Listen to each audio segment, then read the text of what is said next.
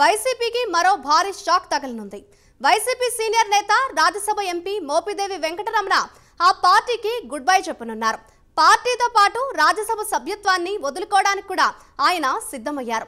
ఆయన చంద్రబాబు సమక్షంలో టీడీపీలో చేరడం ఖాయమైందంటున్నారు. వైసీపీ ఘోర పరాజయం తర్వాత ఇప్పటికే పలువురు కీలక నేతలు జగన్ కు దూరమయ్యారు.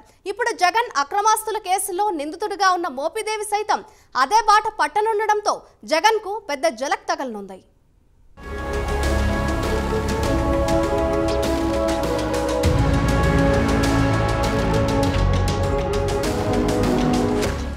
రాజ్యసభ సభ్యుడు మోపిదేవి వెంకటరమణ సుదీర్ఘ రాజకీయ అనుభవం ఉన్న బీసీ వర్గం నాయకుడు. ప్రస్తుతం బాపట్ల జిల్లా వైసీపీ అధ్యక్షుడిగా, రాజ్యసభ సభ్యుడిగా ఉన్న మోపిదేవి ఇక జగన్తో ప్రయాణం కష్టమని డిసైడ్ అయ్యారట. ఉమ్మడి గుంటూరు జిల్లా కూచినపూడి నుంచి కాంగ్రెస్ తరపున 1999, 2004లో ఎమ్మెల్యేగా గెలిచిన ఆయన నియోజకవర్గాల పునర్విభజన తర్వాత 2009లో రేపల్లెకు షిఫ్ట్ అయి మూడోసారి ఎమ్మెల్యేగా విజయం సాధించారు. వైఎస్ రాజశేఖర రెడ్డి ఆధ్వర్యంలో ఓడరేవులు, మౌలిక సదుపాయాలు, పెట్టుబడుల మంత్రిగా కూడా పనిచేశారు. కిరణ్ కుమార్ రెడ్డి సర్కారులో ఎక్సైజ్ మంత్రిగా కొనసాగారు.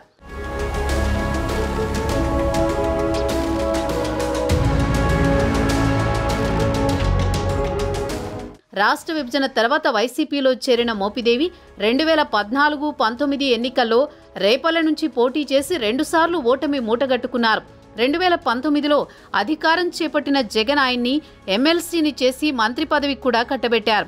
అయితే కొన్ని నెలలకే అంటే 2020లో మోపిదేవి బీసీ లెక్కలతో జగన్ రాజ్యసభకు పంపించారు. ఆయన మొన్నటి ఎన్నికల్లో తిరిగి రేపల్లె టికెట్ ఆశించినప్పటికీ జగన్ ఛాన్స్ ఇవ్వలేదు.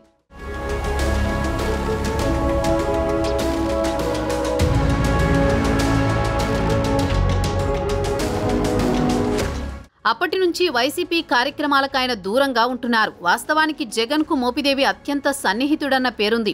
వైఎస్ సీఎంగా ఉన్నప్పుడు తండ్రి అధికారాన్ని అడ్డం పెట్టుకుని అక్రమంగా ఆస్తులు కూడబెట్టారని జగన్పై సీబీఐ, ఈడీలు కేసులు నమోదు చేశాయి.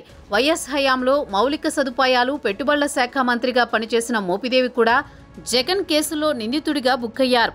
జగన్ అక్రమార్జనకు మోపిదేవి సహకరించారన్న అభియోగాలు నమోదయ్యాయి.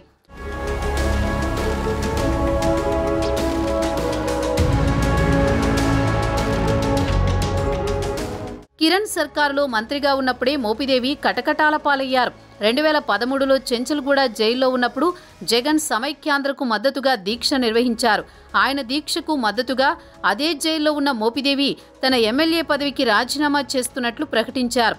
అప్పట్లో జగన్ ఉన్న బ్యారక్ దగ్గరకు వెళ్లి సంఘీభావం ప్రకటించినట్లు ప్రచారం జరిగింది. బెయిల్పై విడుదలైనప్పటి నుంచి మోపిదేవి రాజకీయ పయనం జగన్తోనే సాగింది. అలాంటి ఆయన ఇంకా 2 ఏళ్లు రాజ్యసభ సభ్యత్వం ఉండగానే జగన్కు ఝలక్కివ్వడానికి సిద్ధమవడం వైసీపీ వర్గాల్లో కలకలం రేపుతోంది.